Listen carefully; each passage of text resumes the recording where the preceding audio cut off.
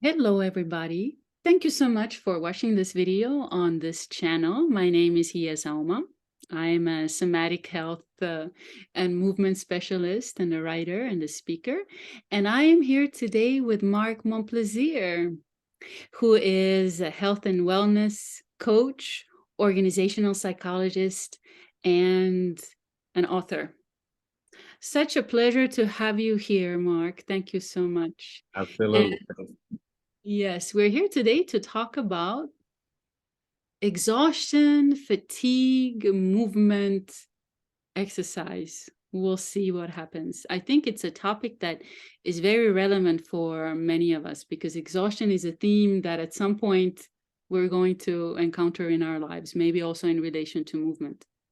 So, Mark, tell us what is your exercise routine? How much do you work out, and how do you protect yourself against exhaustion and fatigue, for example?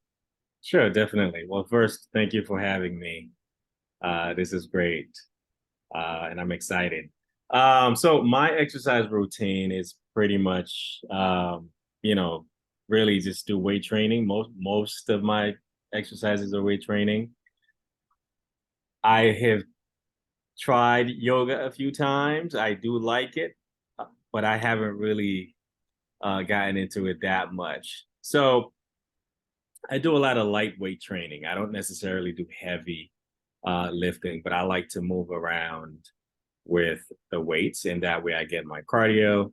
I also run before I do weight training, which is very important, to increase cardiovascular strength and endurance. And so the way I combat fatigue, I think most of the time when I feel tired, it's because I either have a lot going on in my life or I'm working on a lot. And so it's more mentally, uh, you know, uh, tiredness, not necessarily physical. And also if I don't get enough sleep, if I don't get enough sleep, I'll definitely feel physically tired. And so I have to adjust and start getting more sleep.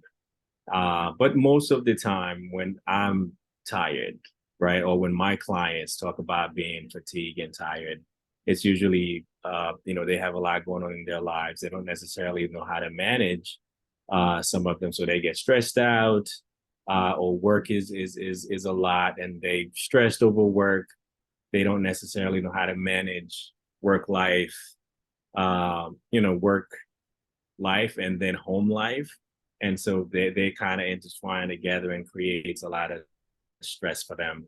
So for me, what I usually, do with most of my clients is again, aside from teaching them how to exercise, but how to manage, life, how to manage stress, and how to decrease stress. And so once that happens, they Mm. learn to pretty much uh know how to live a life in a way that's less stressful and with less fatigue and less mental exhaustion or burnout from work and everything else. Ah, that is so interesting. So, for example, I come to you as a client, you ask me, well, here, how are you doing today? And I say, I'm exhausted, I'm tired. Then do you start with me as a client from asking me questions about, well, what is it that actually fatigues you in life? Absolutely. Yes. I think it's very important to know, especially like, fitness clients, right? So I do mental health coaching as well, but fitness clients, when they come in and they, especially if it's constant, right? If they're always tired when Yes. they come to the session, there are some underlying issues besides just being tired, right? Something is causing that tiredness. So I ask questions. We kind of dive into, are you sleeping okay? Are you stressed? Right? Do you have a lot on your mind? What are you dealing with? Are you managing work, in a healthy way? So definitely asking a lot of questions, try to understand why they're tired, Mm. and also if them tired is even physical, because sometimes a lot of people can't tell the difference, right? Whether it's mental, exhaustion or physical exhaustion, right? So bringing awareness to, whether you have a lot going on in your life. So it's not necessarily physically tired, but it's also because you have a lot on your mind, you have a lot on your plate. You don't necessarily know how to navigate through all those things. So understanding or learning to understand how to manage, life will definitely help you or help, my clients, decrease exhaustion, especially mentally. Mm. That is a very beautiful approach. It's like a holistic. Let's Yeah, consider multiple aspects of why somebody is exhausted. And exhaustion is an interesting theme. Also, there's so many different aspects right. to it and so many different kinds. And it's an important thing to know also whether exhaustion is, as you said, chronic or it's an episode in somebody's life. Yeah, yeah. Mark, one reason why I was inspired to do this video, to have this conversation with you is I wonder what we can do. What can we do to help people who who say they're too exhausted, too tired to exercise? Yes, for example, I have an acquaintance who keeps telling me that he is exhausted, exhausted, but he's too exhausted, doesn't have enough energy to exercise also. So how Yeah. can we help people like this? Well, it happens. It's very common, right? I Mm, think you have to ask questions, trying to understand what are they eating healthy, because that's also important, right? If you're not eating the right food, you're gonna be tired. Are you sleeping okay? Are you drinking water? How's your relationship, right? Whether it's romantic relationship or familiar relationships, but how are your relationships? Are they draining you? Are they satisfying, right? How's work? Are you okay with work? Are you managing work in a healthy way where it's not stressing you out? So there are a lot of things that can create exhaustion and make someone too tired to exercise, because oftentimes it's really not physical. If you're yeah. sleeping, right, if you're sleeping, if you eating healthy and you're still tired, something is going on, right? When was the last time you had a checkup, right, with your primary care doctor? So there are a lot of questions to ask to make sure that you understanding that client on a holistic level versus just well, you tired because you just haven't worked out, right? You tired because you're not exercising, right? So you can be frequent exerciser if that's the word, and you still get tired, right? So you have to understand on a deeper level what's going on with that client, personally, professionally, emotionally, spiritually, as well as physically. And so once you get the answers to those questions, you can try to, figure out, okay, well, let's change this, right? Let's work on this. Let's learn to manage this better.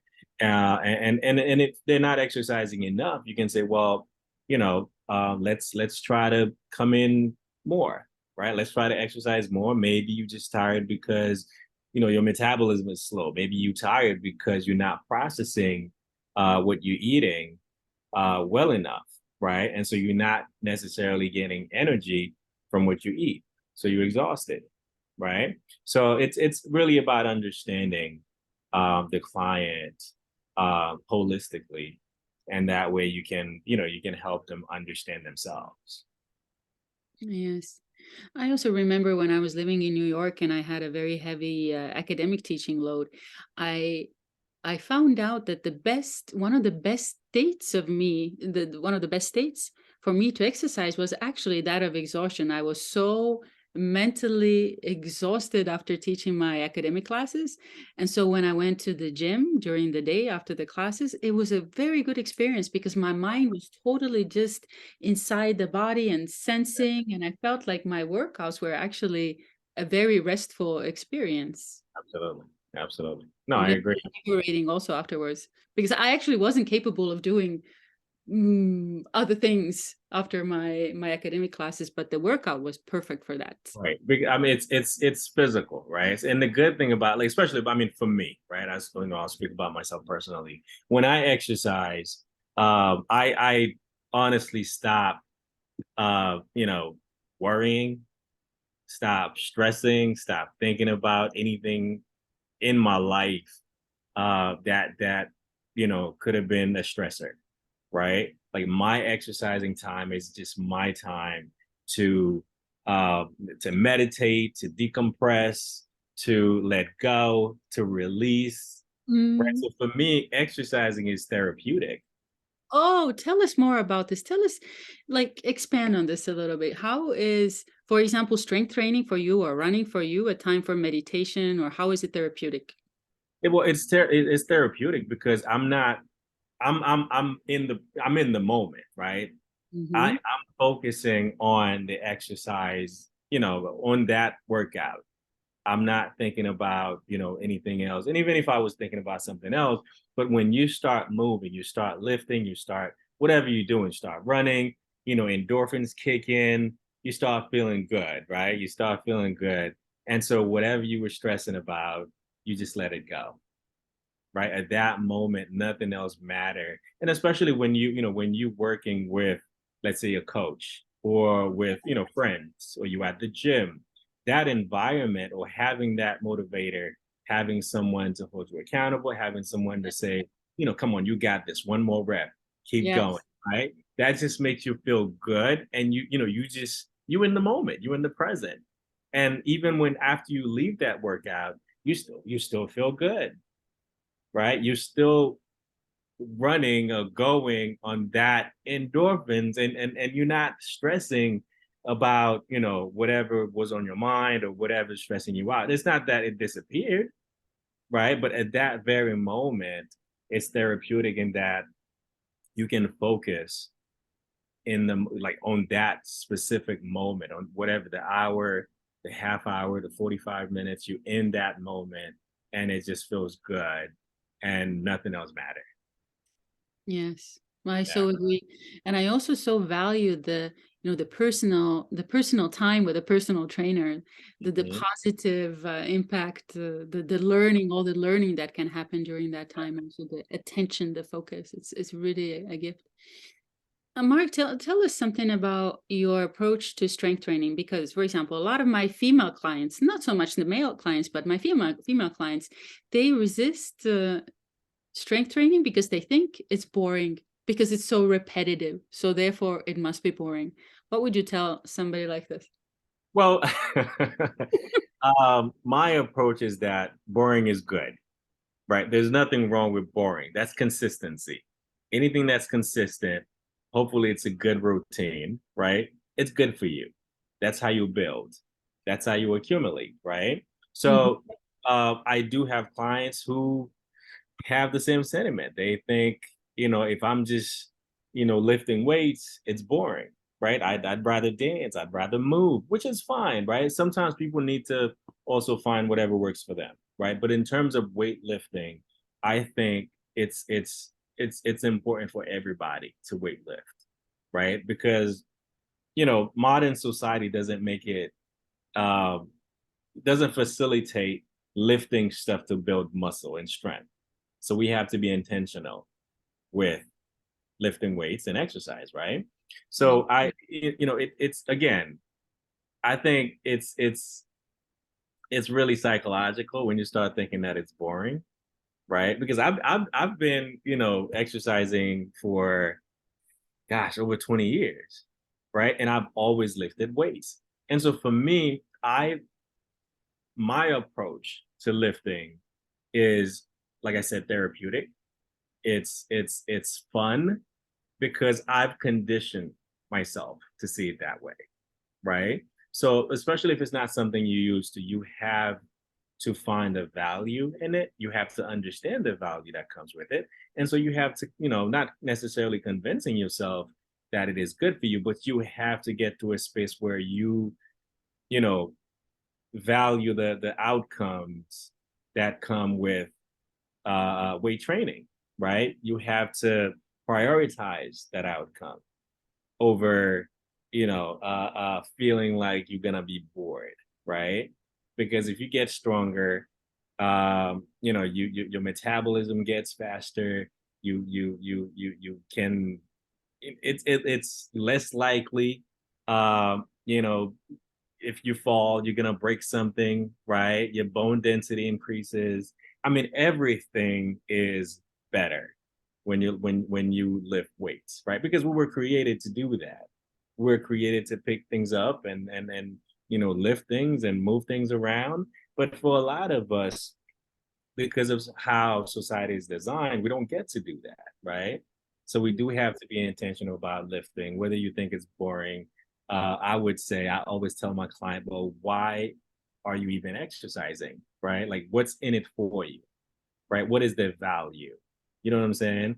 And Mm. so, when they start asking themselves, why am I doing this? Maybe I'm doing it so when I get older, I can play with my grandkids. Maybe I'm doing it so when I'm traveling, I can lift up my suitcase and not having to ask somebody to help.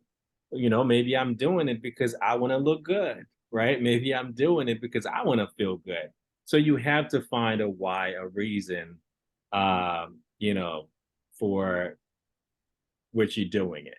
Otherwise, it's just not uh, going to be something that you're, especially if it's not something you used to. And like I tell people, right, weightlifting is not natural, right? It's not. But because of how we live, we have to be intentional with lifting weights because we have to, maintain our muscles. We have to get stronger. And so it's something that we have to do, right? Just like riding a car, right? Being in a car, that's not natural, right? We were created to walk. Mhm. And so you have to kind of get in a space mentally where you tell yourself, well, this is what needs to be done, and I'm just gonna commit to doing it instead of finding reasons not to. There you go. Mark, do you ever have days where you're like, okay, today I just really don't want to go and do this run, or today I don't want to go to the gym. Too Absolutely. exhausted, too fatigued, too this and this. Do you have those? Sometimes you're just not into it. I've gotten to the gym sometime. Well, actually, not a lot, but a few times for sure. And I'm like, I it's just not gonna happen, and I just turn right back around and leave. Right? It happens, right? But the thing to keep in mind is that you can't let that be, you know, consistent, right? You can't let that happen all the time. You know what I'm saying? Because sometimes you have to push yourself, right? Mhm. You have to, have enough discipline to say, you know what, this happened last week, right? I'm not gonna let it happen today or this week. And oftentimes when it happens, it's because again, like I have so much on my mind. It's not even that I'm physically tired, but it's just because like I'm just not in that spirit, right? Like I'm not in the mental state to even be bothered with people talking to me at the gym. And I'm like, you know what? I just don't want to be here. And it's okay. It's absolutely okay to skip a day. Your body needs rest. Your mind sometimes need rest. It's okay. But the important thing is to remember this is something I need to do, right? Like I have to do it. Just like, sometimes you may need a day off from work. That's okay, right? But you can't say, I'm just not going to go to work ever, right? You can't take a day off just because you don't feel like it every week. But once in a while, it's, you can say, you know what, I need a mental break. I need a physical break. I need a spiritual break. I just need to replenish and to kind of, regain my whatever it is. But yes, absolutely. I've had those days. They just don't last. There you go. I've had those days, but they just don't last. Yes. Mark, what do you think? Can we also have a burnout from physical exercise, meaning we do too much of it, or maybe the movements are repetitive, we just, Absolutely. Absolutely. Yes. you've Uh, seen cases? so again, going back to weightlifting is not natural, right? Mhm. And what I have noticed um fitness, right, exercising now has become a show, right? It's where everybody's recording stuff and showing stuff, again, like just to show off. And I've seen guys, in the gym like literally just collapsed. This one guy shattered both of his knees trying to show off, like recording stuff with over 400 pounds, which made no sense. That's not what fitness is about, right? So you can get burned out from over exercising. Absolutely. So it's important to, again, like this word, the word balance. I live by that, right? You can you can overwork out, and you can underwork out, right? So you have to understand, what, I'm doing this to be healthy. I'm not doing it to break my body, right? I'm doing it to build my body, right? So don't overdo it. Take breaks. When your body knows when it needs a break, and it will tell you, right? If your knees are hurting, take a break from from legs, from your knees, right? Give them a break. Do something else if you really have to do it. But when you feel exhausted, when you feel burnt out, it's okay to give yourself permission to say, you know what, I'm taking a break, right? If you're tired from whatever it is, whatever physical activity you're doing, just like work, if you're exhausted, you just need a day. It's okay to give yourself permission to take a break, because yes, you can get overly exhausted from too much exercising, for sure. Mhm. Mhm. Mark, what? Let me see. How do I ask this question? What have you learned about resting that you would like to share with us? Well, I mean, resting is recovery, Mhm. right? For you to recover, you have to rest. And personally, the way I work out, I will either I separate muscle groups, or and then say I work on legs and back today. Tomorrow I do chest and shoulders and everything else, and then the following day I take a break. Right, give your body time to recover. It's important. Otherwise, you will get injured. Right, you will get hurt. So it is important. Like in everything, you need to rest. Right, whether it's mentally, whether it's physically, spiritually, you need to learn when to take a break, when to say, okay, this is rest day, right? This is, the day where I just don't do anything, right? But oftentimes we get pressured into Mm. whether we feel guilty, right, or whether we feel bad or we feel lazy for not doing stuff. But it's important to rest and take a break. And again, when you do, you'll feel better. You'll feel, and as I was writing my second book, actually, and I talked about this example. I was doing laundry, and one of the washers stopped working, right? So and mind you that there was somebody right before me used it. It was fine. But the moment I went to use it, and it stopped working, so I had to unplug it, right? And the moment I unplugged it, plugged it back in, give it a few minutes, it was working fine, right? So imagine if that you know machine uh could need a break, right? Imagine us as human beings not giving our bodies break, not giving our minds break. So it's very important to rest. It's very important to take a break, to recover, replenish, rejuvenate, renew, whatever you need to do. But just know when it's time to rest, and know when it's time to take a break. It'll save your life, and save you from injuries, for sure. Mhm. Very nice. Mark, on this note, actually, could you tell us about your books also? So you're the author of two. One book is out, the other book is in the process, and I've read both of them and they're excellent. Tell the listeners about them too. Absolutely. So the first book is called Strong Women, Fed Up Men, Defeated Sons, Broken Daughters, Healing Generational Pain. Long title, I know. So it's pretty much about understanding some of the patterns and traditions that slavery left behind in the Black community. And you know, with understanding those patterns and traditions, I talk about how to kind of unlearn some of them and learn to, you know, do things healthier, right? Learn to have better relationships, learn to forgive, understanding purpose, understanding the self, and pretty much just learn how to improve yourself and the world around you. And the second book is called The Power of You, which should be out by the end of the year. I'm excited about that. It's a weekly reading, same genre, self improvement.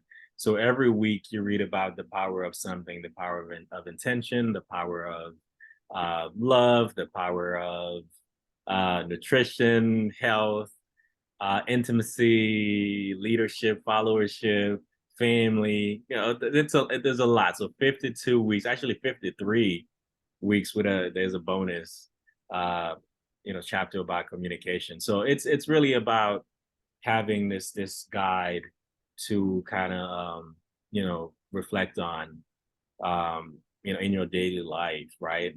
But it's weekly, and so that can kind of guide all of us, and in terms of being intentional with how we live our lives.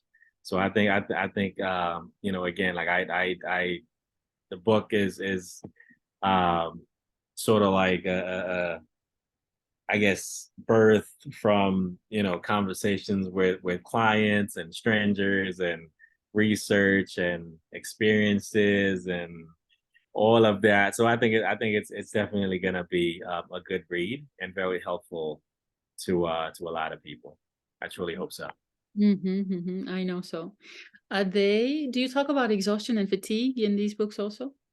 So not necessarily. I think when I talk about nutrition, I and actually well, so when I talk about nutrition, there are two chapters, one about nutrition and one about management. So learning how to eat healthily, what to eat, what not to eat, and how you treat your body, Mm. can definitely lead to exhaustion, can definitely lead to, whether it's physical, spiritual, mental, can definitely lead to that. And also, I do have scenarios and examples of, you know, clients who may have, who have had a hard time, right, managing their own lives. And so I do talk about that and give examples, you know, in pretty much how to create a matrix, a time management matrix, and how to prioritize and based on urgency, and how to pretty much create balance in your life and decrease fatigue and decrease uh, overworking, decrease exhaustion, decrease mental fog. Some of us get sometimes, and so yeah. So there's a lot. Not necessarily a chapter on exhaustion, but I do talk about self management and how nutrition can affect one's physical, mental, and spiritual well-being. Yes, exactly. Because one way to think about exhaustion is also, well, what is it a lack of? Okay, it's a lack of vitality, it's a lack of energy, it's a lack of this and this. And so once we keep these terms in mind and we turn to your books, for example, then there's a lot of information there.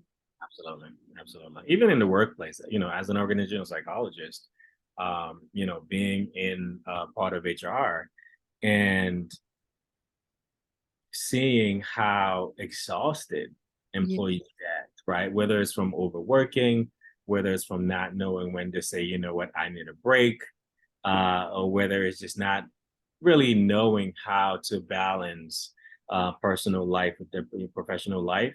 So it is actually. So I actually wrote a paper when I was in grad school about exhaustion. So Oh, well, I there you just go. remember that. There you go. I wrote a paper about that because it's a real thing, right? And Yes. for a lot of us, when we get anxious, when we get depressed, it's because we don't, we're too tired to process clearly what's going on in our lives. So it is very important to learn how to decrease stress and mental exhaustion and physical exhaustion too. And that way we can live our lives, in clarity. Yes. I think a lot of the times the exhaustion also happens because we give so much of ourselves, of our life energy to our jobs, and we just keep giving and giving and giving. Yeah, no, definitely, definitely. And taking care of ourselves, even if it's like a, because for example, to do something that is good for the body and for mental clarity, sometimes it doesn't take so long. It might be a question of, do I have 3 or 5 minutes to, I don't know, lie on the ground and stretch or just do a little meditation? Even that small amount can give us so much. Absolutely, absolutely. And again, like there's this one example I talked about in the book, in the management chapter, where I was looking at my tub, right? And I'm like, this it's just so dirty. And I started freaking out. I'm like, it's gonna take forever to clean. And so, I cleaned it in, increments of 5 minutes, right? I sprayed, right? So I wet the tub, sprayed it, just leave it there, right, for 5 minutes, and then go back to it, clean for five, take a break, right? So in 20 minutes, the tub was clean, right? But oftentimes we're so like the pile is so much because it's so unorganized, right? And so that just makes us overwhelmed, and Yeah. that creates anxiety, that creates exhaustion, because we feel like it's just so much, right? It's so much we can't manage it. So it's important, like learning to manage pretty much every aspect of one's life is absolutely necessary.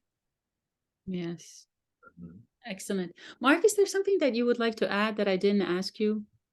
Or something about something that comes to your mind as to how to decrease our exhaustion and Uh, that's a good question.